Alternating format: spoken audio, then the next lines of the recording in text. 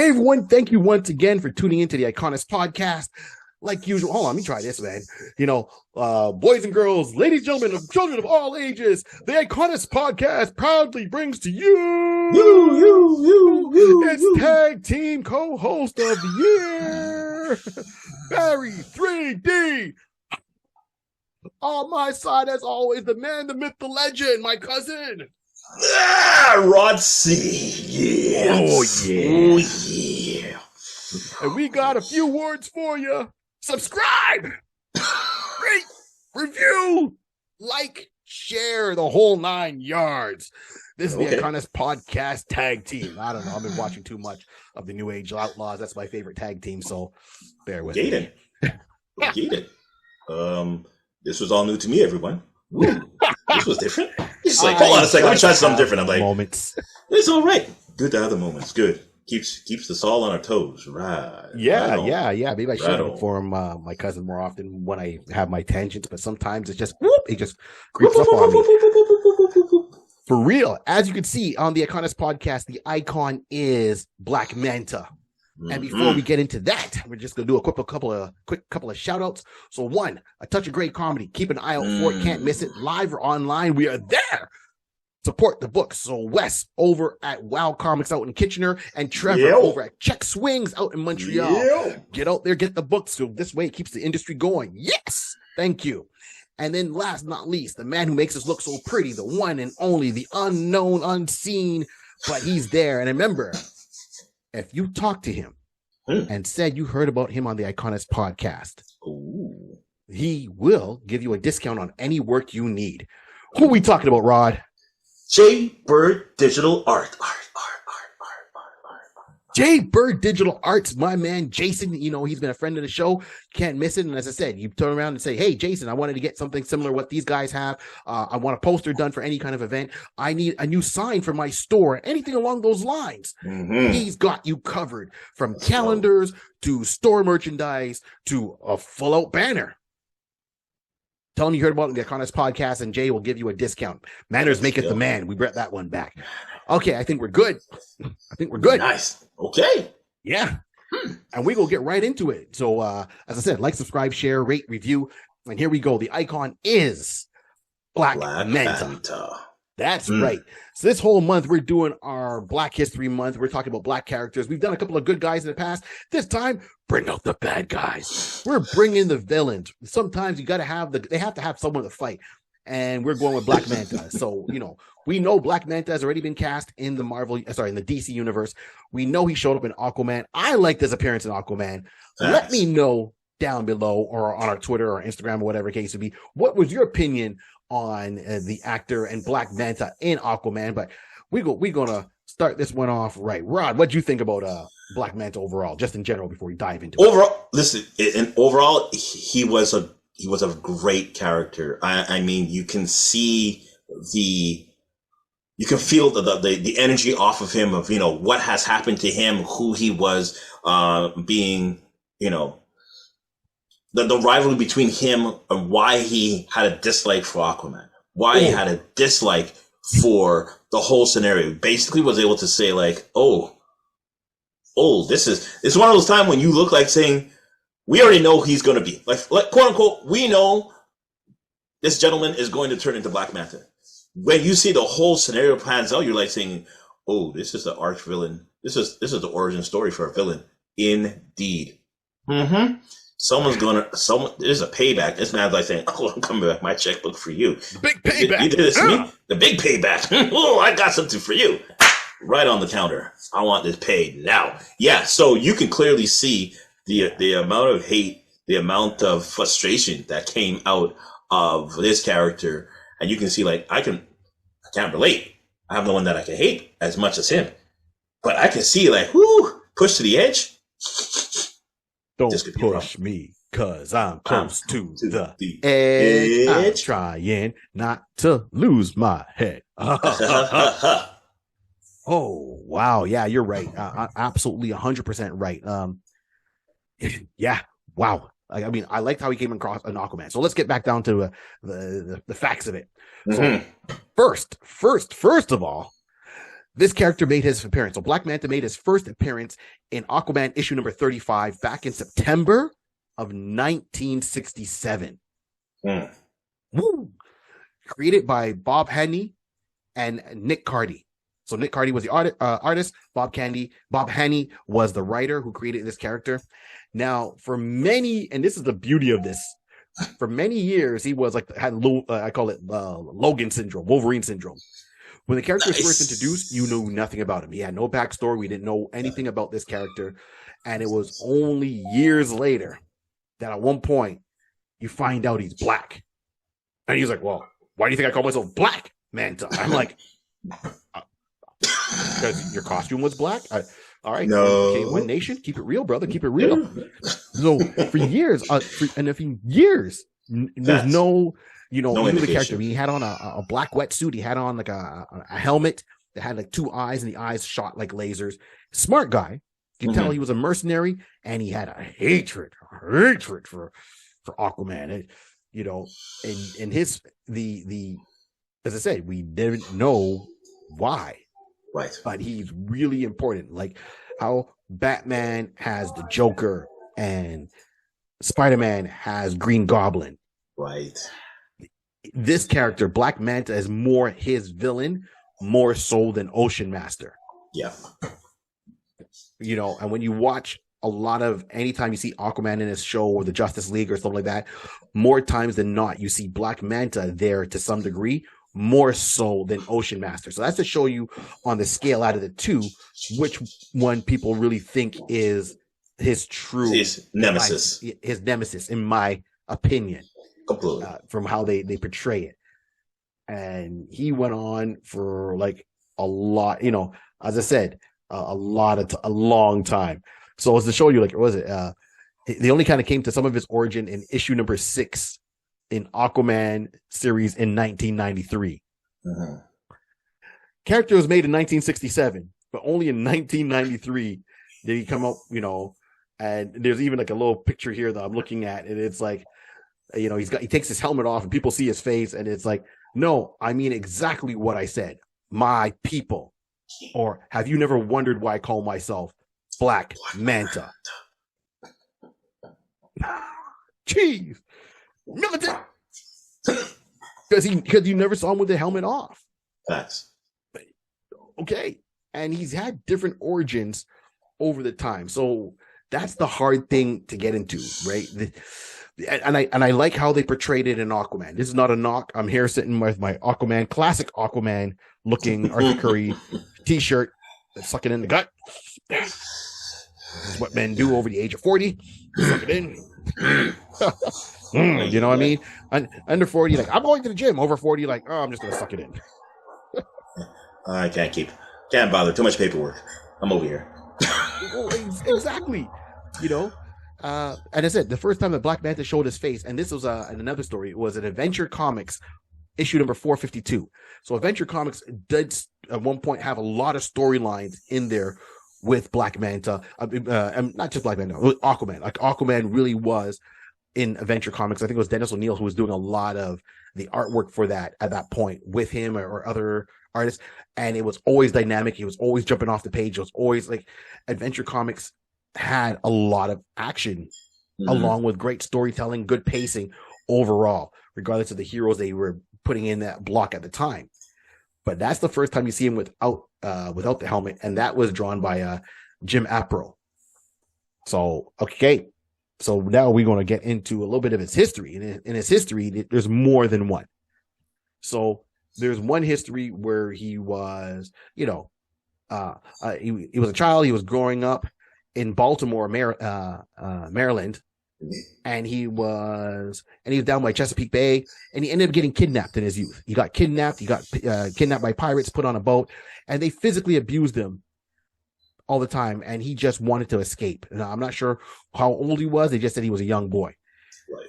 Don't know what happened to his parents or if they looked for him or not, but he was by pirates. And then the issue with Aquaman is he saw a young Aquaman swimming at sea, and he tried to get his attention, and Aquaman didn't hear him. And he just learned to resent it because he saw Aquaman as his one glimmer of hope to finally get away from his abusive the keepers, his kidnappers. And he tried to flag down Aquaman swimming with the dolphins, didn't, over the wind and the water and the waves, wasn't really looking, didn't think about it. And this is like, this is Arthur just growing up. This is not Arthur as a superhero at this point in his life. Right? So he's a young boy himself too, and he's just swimming. At one point, Black Manta's like, look at this. This guy totally ignored me. He's supposed to help people. He didn't do nothing to help me out. He left me here with these captors. I've had enough of being physically abused. And he just snapped. And he ended up killing one of his captors. And then he made an escape. But then he looked at the sea. Now, he used to enjoy the sea, but now it's changed to him because he looked at the sea, he looked at the ocean, and it was everything that he started to despise and hate. He despised what happened to him. He despised being kidnapped, being at sea. Something that he loved got turned and twisted against him. And then maybe the one glimmer of hope that got taken away. That person just totally ignored him. And he's like, screw this. My life was hard. This guy is the personification of everything I hate. I'm taking down Aquaman. Oh, all right. That was decent as an origin. Right? I think, okay, that was cool. And then it was like, oh, later on, they tried it again.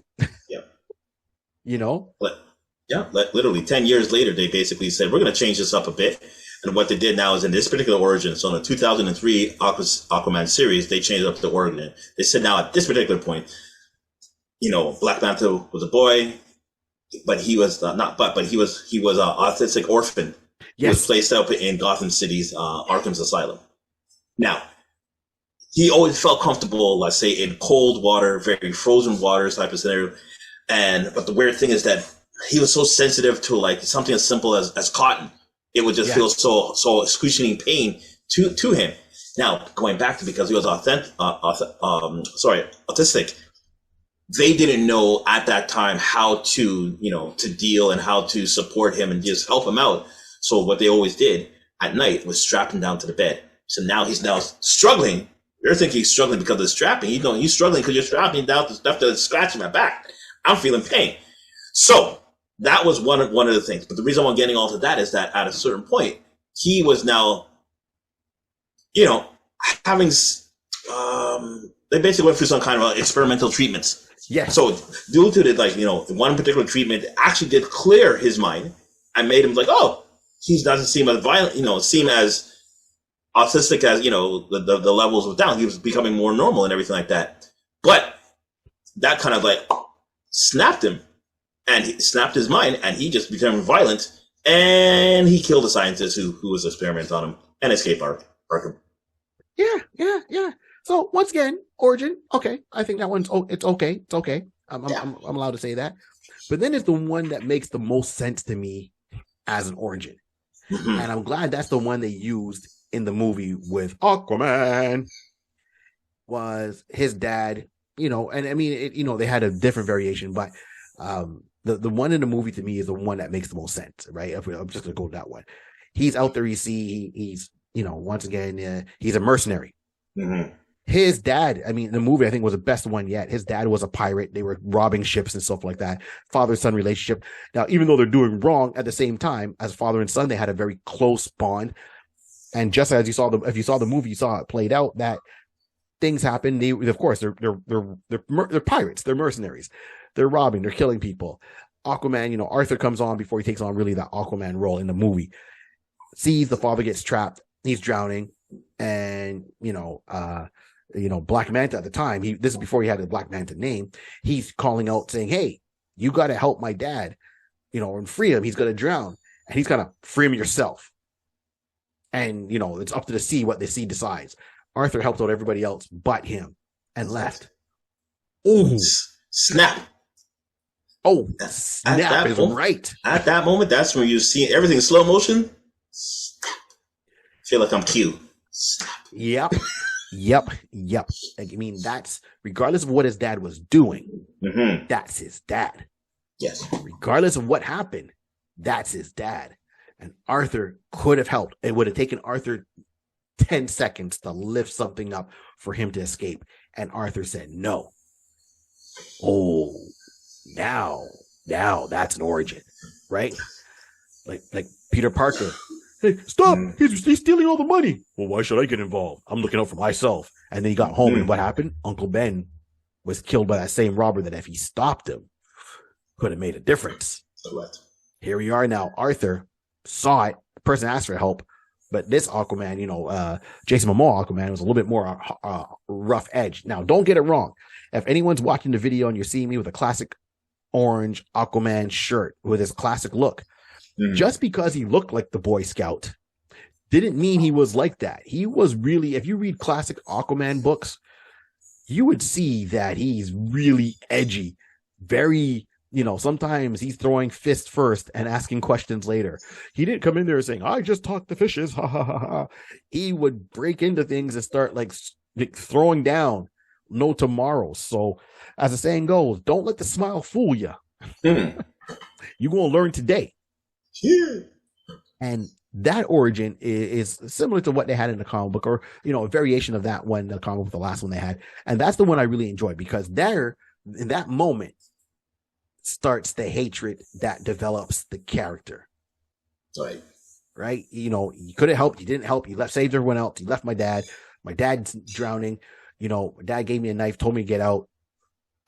You can't decide who lives and who dies. You should have saved him. Even if he would have gone to jail, he would have been alive in jail, as opposed to you letting him die. It's like, oh, you think you're bigger than who you are? I'm going to bring you down. And that's the origin. I sat there and I saw that moment and if you would think that would be out of Aquaman's character, if you read Aquaman over the years, you would realize, no, it's not. Right. That's not out of his character, depending on what frame of mind he was in. And at some points, Aquaman himself gets very dark.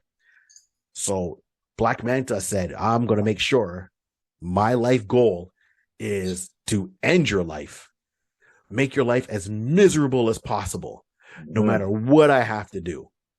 And that's where this character really sinks in on being bad. Yeah. Just saying, we might have a problem here. We may have a problem. Yeah. And there's a lot of history. So for many years, we didn't know the character was black until I saw Adventure Comics in, that mentioned that in issue number 452. And then still, all we got from him pretty much after that was his first name, David. We didn't even know his last name for years. This is what I mean by the Logan syndrome, Wolverine syndrome. What's his name? Logan? Last name or first name? Logan? Logan? Like Cher. Yeah, but first name, last name. Logan. Okay, this is going nowhere. So we never got any kind of information. So one, we found out he was black, years later. Then we got a first name, David, and in brackets, Kane. And then we see, we find out his name is like David Milton or David Hyde So he had a variation of his names kind of going on at the time, but we know the first name is David. Granted. Now, why is Black Manta such an important villain in the mythos of Aquaman? Well, one, he's mentioned everywhere, but he was around for some of his biggest downfalls, which would be Black Manta's wins. Helping him, organize a team of people to go and take down Aquaman. That's one. Two, finding Atlantis and really getting Arthur kicked out as king from Atlantis. Okay. But the two main points that he holds the fame, or infamy, I should say, is one, there's a storyline that Arthur is married with Mira. They have a kid. We call him Arthur Curry Jr., right? And he's still a toddler. And due to events, Black Manta was responsible for the demise of Aquaman's son. Now, if you take that part of the story and you link it to the movie origin, that does seem in character with Black Manta. Yeah. Then, of course, that caused, a dissolve of Aquaman's marriage. That they didn't know how to deal with the passing of their child. Mira was one way, Aquaman was another way. They both grow distant. They're both angry. They're angry at Black Manta. They're angry at each other. And they somewhat touched about it in Justice League Unlimited. And I'll get back to that point in a second. The other point was, I know in Justice League Unlimited, everyone's going, well, Barry, he saved his son. I know, but I said on a point, because you'll see where the story came from. So that's one part of the story. And then years later, Black Manta and Aquaman are having one of their classic throwdown fights. And Black Manta was able to, I guess, get the power of Aquaman, where he's able to communicate with the fish life in the area. And when he had him, he put him down in some shallow water, and he shoved his hand in there, and he called over a bunch of piranha. And the piranha turned around and ate Arthur's hand off. They ate Aquaman's hand clean off from the wrist up. So this is why at one point you see that, Aquaman had a different look. It was no more the orange shirt with the green pants. He used to go around there with no shirt, and he had just a shoulder pad out of metal. And then he had a hook. Literally, he had a hook in the stump. And then the hook, of course, evolved over time, but he had a hook in the stump, and he let his beard grow out, and he let his hair get longer. So he wasn't no more the clean shaven person. He looked more like Jason Momoa, just picture him with the blonde. Exactly. Right.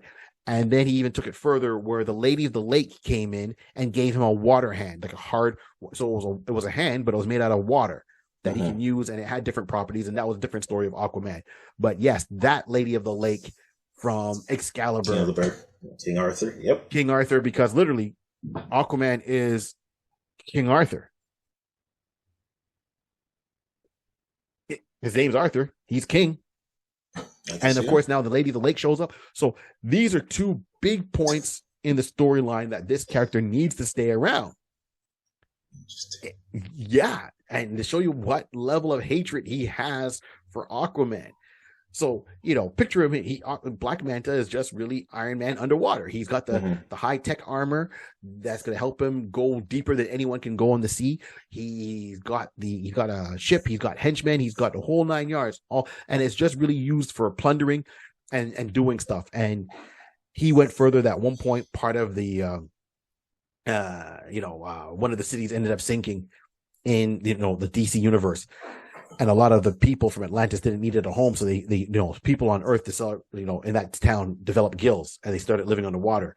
And he went in there trying to take it over. So he's got a lot of key points of what he's done. And those two are really entwined, in my opinion, like the Joker and Batman. Right. So even when I said that he lost his hand, I know in the Justice League cartoon, Arthur cut off his own hand to save his son. But there's where it was the light version of the story, what happened, because bottom line, his hand was gone. But at the time, they said, definitely, we can all say that was too dark for TV. And the comic book, sure, too dark for TV. So, yeah. Well, what's your point there, Rod? What's your point on this? Listen, my point's on, you're right. Like, you're always going to see, majority of the time, Black Manta is going to have that one or two notch higher than Ocean Master. Yep. He is basically was kind of like, if he wasn't bred to be Aquaman's nemesis, you could definitely tell over time that he was. I will say that I've always liked that character, because it basically gave him, you're basically saying all the right thing. He's basically turning him into his specific Joker nemesis. Like, there's always going to be, if something's going to happen in the oceans, you're basically having Black Manta, who is a land, he's from the land, although he loves the water. He's from the land. And you have Aquaman, who is from the sea, although he was, half and half. But this is showing the battles and the struggles of land versus water, when they're always having some issue about, land dwellers and all that kind of stuff. Black Manta could definitely be one of the prime suspects of any type of plans or any type of attack going to Atlantis, going to the water world, is always going to be with them. So, I mean, with those two together. So I always like seeing them in there. It just gives you a good hope that that those two are always going to pair off. So I'm always up for that. And also the fact that when you see that later on, bringing in Calderon. Yes. If we're bringing, I know we can't see that for the movie now because it's too far in the future for him to have a full grown son. Right. You know what I mean? Because it would have been early on. But the storyline at least is having a son. Black Manta has a son who was basically taken from. You know what? Let me see if I can remember, if I can say this right. Let me get to that part. Everybody, hold on. I'm getting there. I know where it is. Gotta check notes. Check notes. So basically, in that sense, he has a son named Jackson, right? At least in the books that he has a son named Jackson, who has the. You know what? You take over a second. Yes. Well, yeah. He basically has the power of hard water and stuff like that. And that's a part that my mind was thinking when you're saying that Arthur, at least by the later lake, gave him that power, having hard water for a hand. And the visual for anybody who's watching, if you ever watch the show, Young Justice, and you see that Aqualad has the ability with hard water to create into hard, solid forms, that's exactly what that is. Right. Because I know that Siren got together with Black Manta and they wanted to team up. And Siren wanted to say, hey, we got to go and deal with Aquaman. And at the time, so let's get a couple of things straight. So Aqualad, that title has been more than one person has been Aqualad. Facts. So the original Aqualad, at this point, he's grown up. He's called himself Tempest. So he's got the powers, this Aquaman, of everything else, except for he doesn't communicate with sea life. Mm-hmm. But he finds out that his grandfather or great-grandfather was a magician. Or not even a magician, he was a magic user. Yeah. So he learned magic, and he changed his name from Aqualad, right? To so this is Garth. Is it Garth? Yes. Change his name from Aqualad Garth. to Tempest, because he's able to control hot and cold, and he knows other magic spells. If you would have read the Aquaman run, I think it was I'm not sure which volume it was, but where you see Tempest in there, and a lot of times they're on equal. So it's not that it's Aquaman and Aqualad sidekick. It's now Aquaman and Tempest equal, just like Batman and Nightwing. Mm-hmm. So a lot of parallels in that. So, at one point Siren says, hey, I'm here. We got to go and deal with Aquaman. They started fighting. She's like, you got a son. We got to get your son first. And then Black Manta goes after to find his son. And when he finds this son, he sees him like, oh, I got a son. And Siren also comes from that same water dimension as Mira. So this is why the hard water get controlled, and this is where Mira is able to make objects underwater or like that. And we've seen that in the Aquaman movie. So for some reason, they've done some things with Jackson, and he too has that. He doesn't need any apparatus to breathe underwater, and he does control hard water. And he's like, hey, I've got a kid. I want you. Come on, let's work with Dad. And what got him is, no, he's like, Dad, I don't believe in what you're doing. I don't agree with what you're doing. I'm going to stick with Aquaman. So you lost your father to Aquaman. And in essence, you lose your son to Aquaman because your son says, no, I don't like you. I'm working with Aquaman. Like, you're working with the enemy? Boy, what's wrong with you? Snap number 2. What? And that's right. And then, he takes on the title as Aqualad. Mm-hmm. You take my enemy's name as well? No. Son, clean your room. Go clean your room.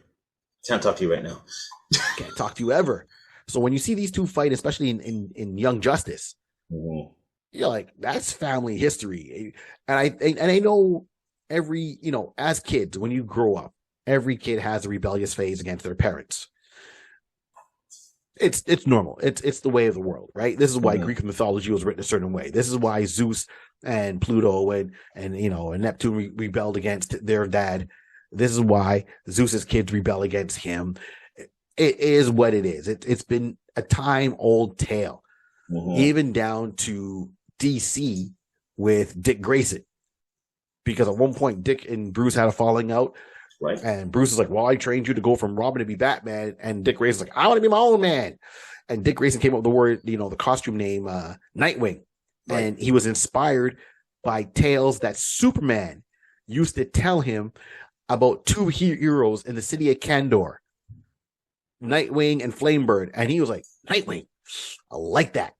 And Superman's like, you're going to take that title? It's like, yeah. What about Batman? Don't worry about Batman. And Superman was like, okay. Deep cut. Know nothing. Yeah, so that's the origin of the name. So his own son, Black Manta's son, took up the title of Aqualad to live in Atlantis and work fully committed, not a subplot to backstab him later on or nothing like that, to be the new Aqualad and live his life.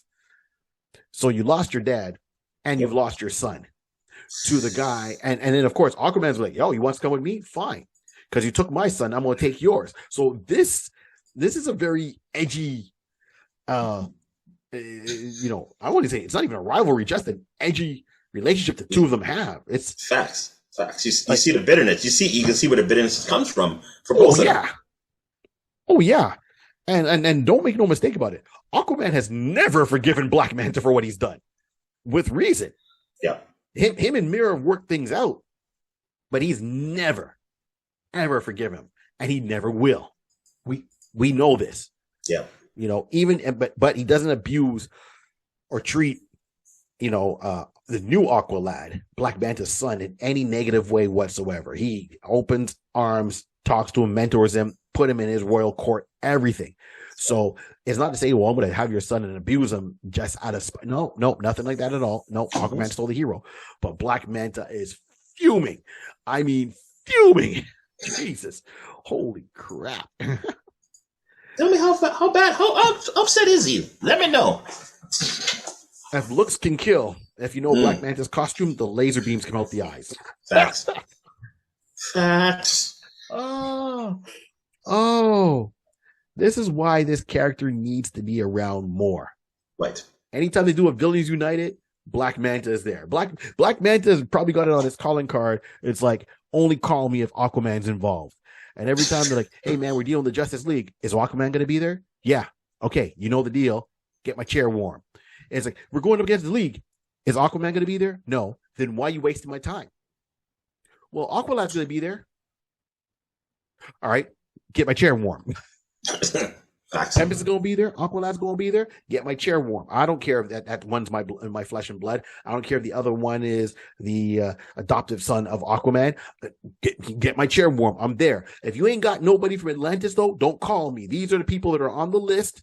Anyone connected to Arthur, call me. I don't care if you're dealing with Superman, Batman, Wonder Woman, Green Arrow, Red Tornado. No. When it comes to any of the seafaring people connected to him, call me. Way. Outside of that, don't waste my time because I'm making a plan to take him down by myself one-on-one.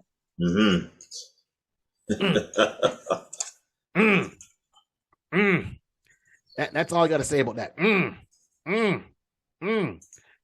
And then the actor that plays, Black Manta in the movies. Right. Oh, that was some good casting. I have to really say that was some really, that was some really good casting. I can't. Oh yeah. I'm looking for a thing here. You can try. Here we go. Oh geez. Yeah. Abdul. Yaha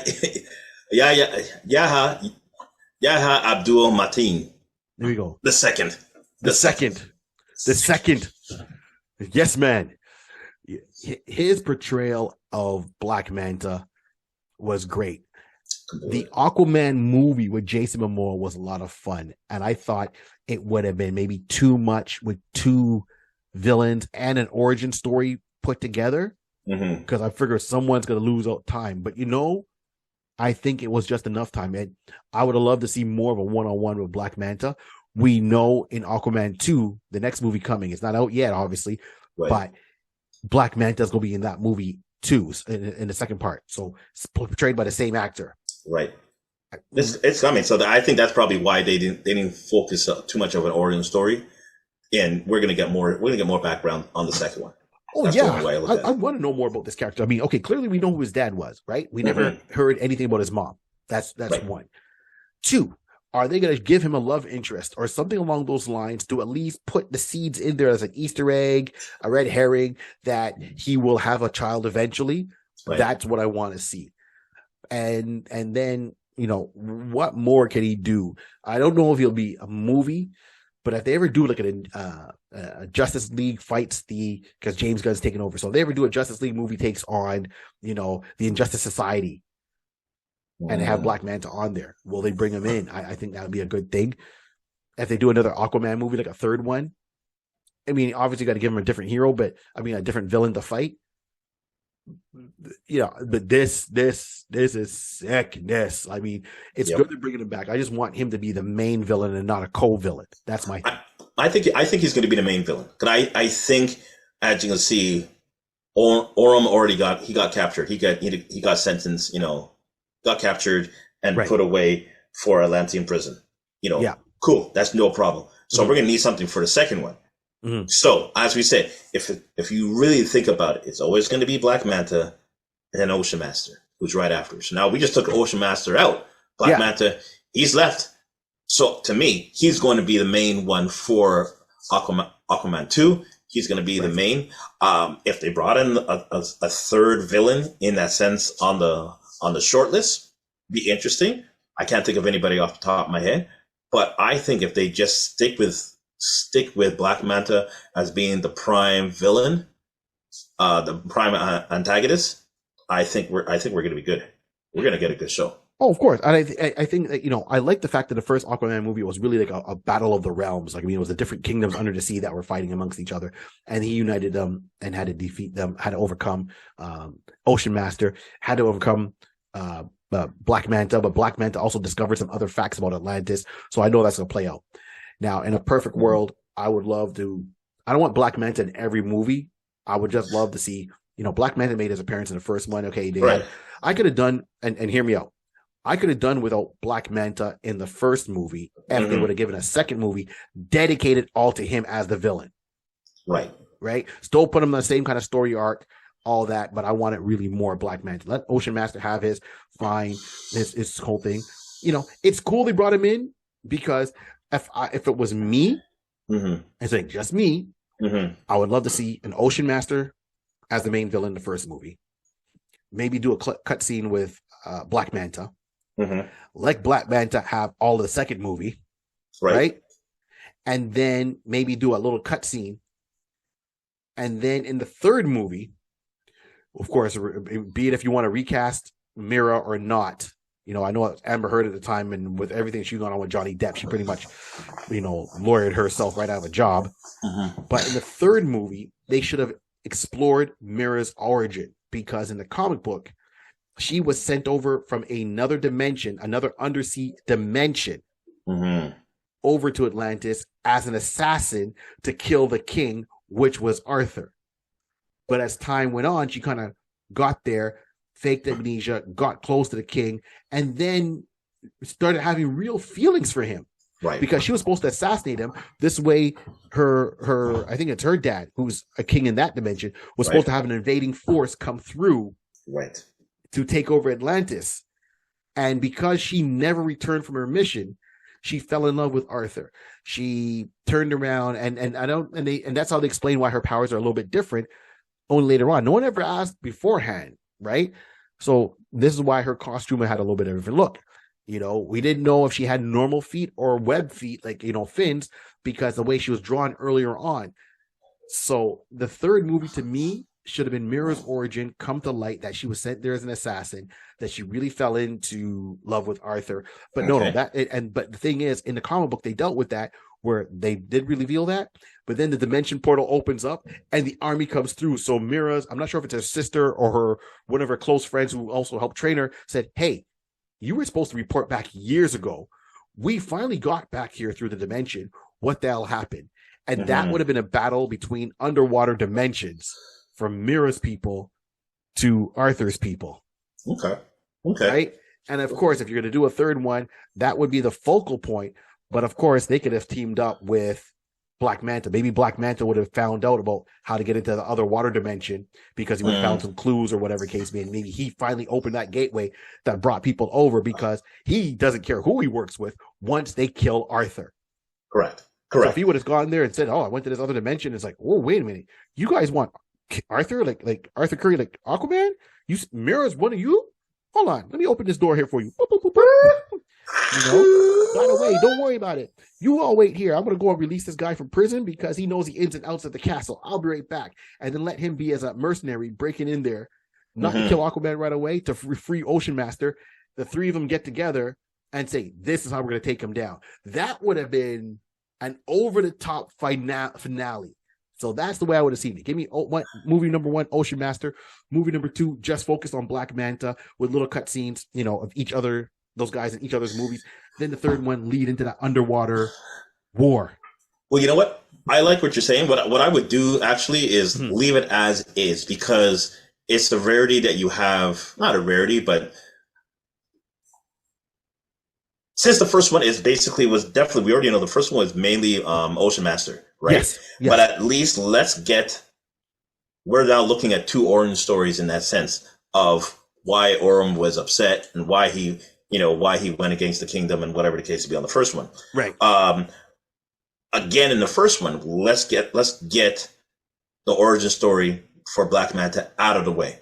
Let's get it out of the way. We know we want to see those two together. So just having an origin story and then cut away to a second movie, people will be like saying, no, you had them in there. You had to at least had them at least fight once kind of scenario, which they did. So let's get that going. So now this is perfect. Now you're building on the hatred, building on the resentment of you basically killed my father. You had the ability to help me, to save my father. No, you chose to kill my father. Yep. Yeah. So I need time to build. Let that stew in a pot. So let's give us time from the first movie to the second movie. So when he comes back in, he's now fully eyes red blazing. He's coming in for I'm like, anybody who stands in between my viewpoint, right, and Arthur, is gonna get cut down. To save yourself, get out the way. Move. So we gonna get out the way. Hey! So now you fully understand why in the second one he has no holds bar. Anybody in his way is going to get taken out. So I would rather how it is now that they gave us a quick synopsis of why he's upset with Arthur. Why does he hate? At that time, it's bad enough it's in mourning. It's a hatred of mourning. Yes. We'll get that through. Now we're realizing that he didn't fulfill his immediate wish as a mercenary, an eye for an eye, to take out Arthur. So now he had that stewing on him. It's gonna be longer. I gotta come back for you more. So now I gotta go back into the lab. I gotta regroup. Don't worry, you caught me off guard because I don't know who you are fully. Right. I just know that you are an individual who somehow can breathe on the water. Like, oh, okay, cool. I'm a wetsuit guy. I'm a mercenary guy. I just know how to infiltrate into ships and whatever the case is. I'm still a landlubber in that sense. I know how to handle myself. Now I got to reconstruct myself how to battle someone who's just basically lives in water. Let me try my tactic first. It didn't seem to work out. I'm taking that as a learning note. I'm taking the criticism. Go back to the lab. All right, let's work on this. I need better suit. Okay, we'll come back for you in number 2. Watch out, Arthur. I'm coming back for you. So and that would be perfect. And you have the whole movie going along with that. Towards the end, which would be perfect. That we now break into. Now we're doing the same thing like they did with him in the first one. Have a little something with Mera. Basically having, now we're getting to her story. Let her and Arthur have a conversation. And Arthur happened to say, because I'm trying to make it as significant in the movie because her father, it's already established. It's already established. Her family already basically is king. Her kingdom is already one of the 7 realms of the ocean. So we can make it out, or they can make it out that basically, that realm is actually the one that has a portal to the other dimension. Oh, I see what you're saying. Yeah. Okay. You know what I mean? And basically have it that they come in everyone, they come in either one or two things. Either that realm was by someone else and her and her father came in, unbeknownst to anybody else early on in life, took over the realm from the other dimension.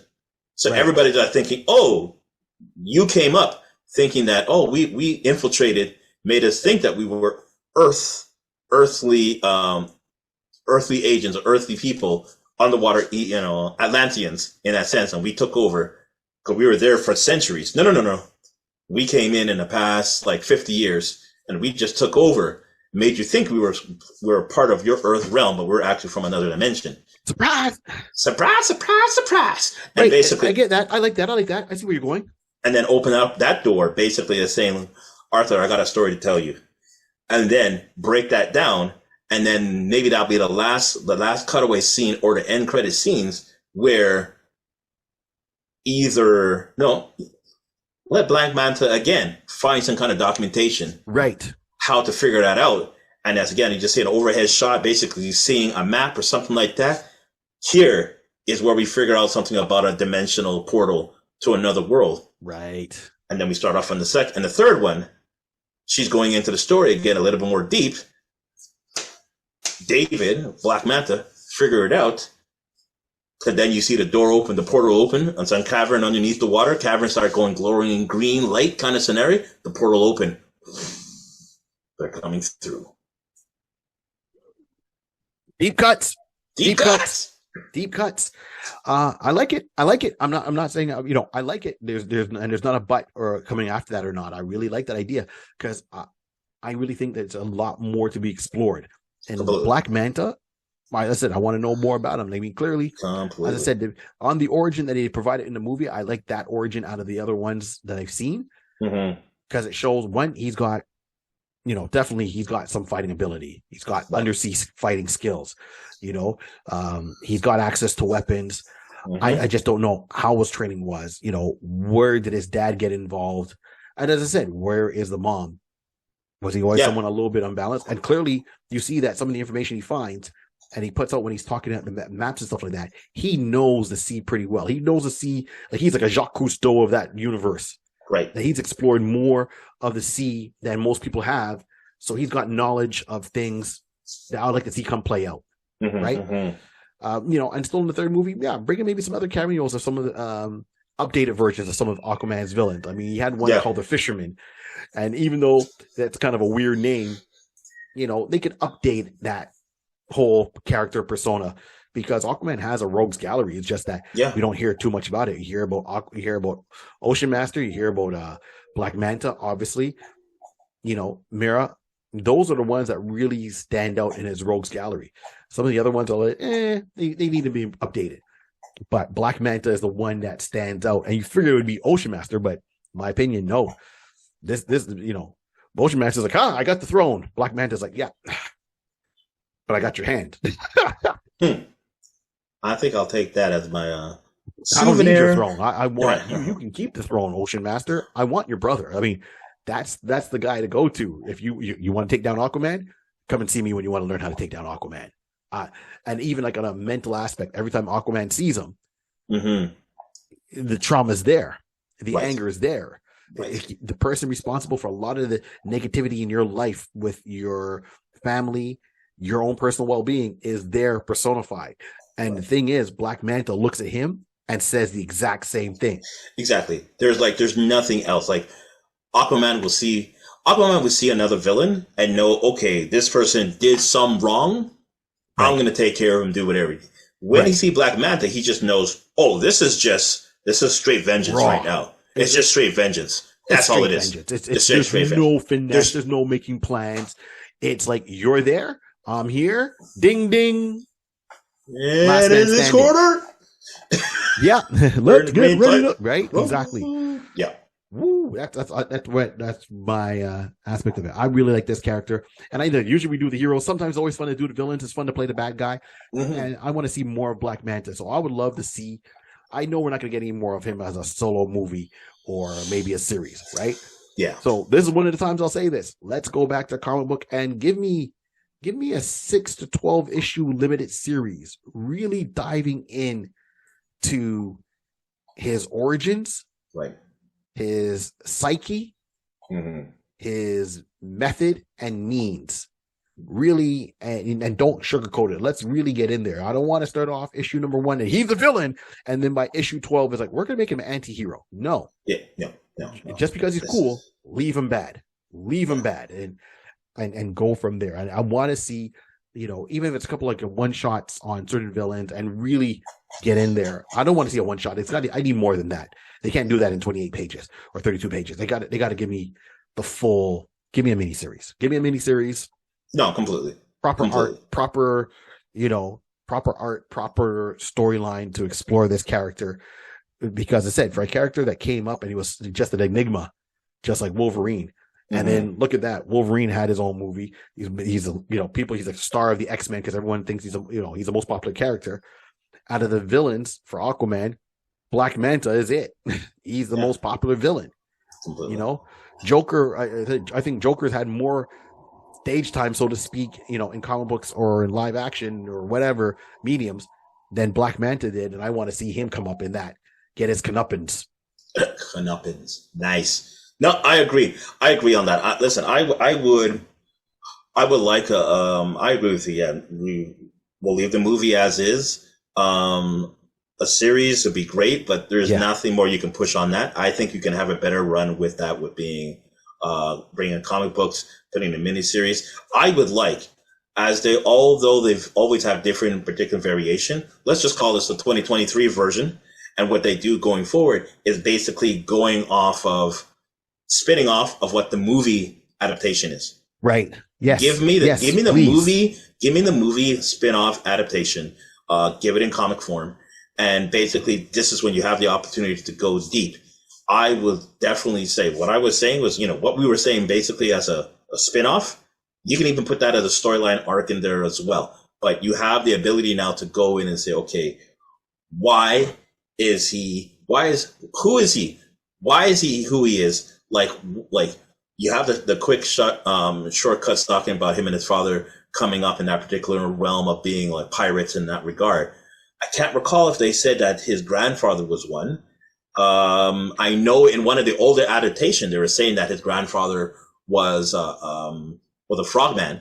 Yes, exactly. So we can probably even wheel that into the storyline of history as well. So at least you have some continuity with some other versions.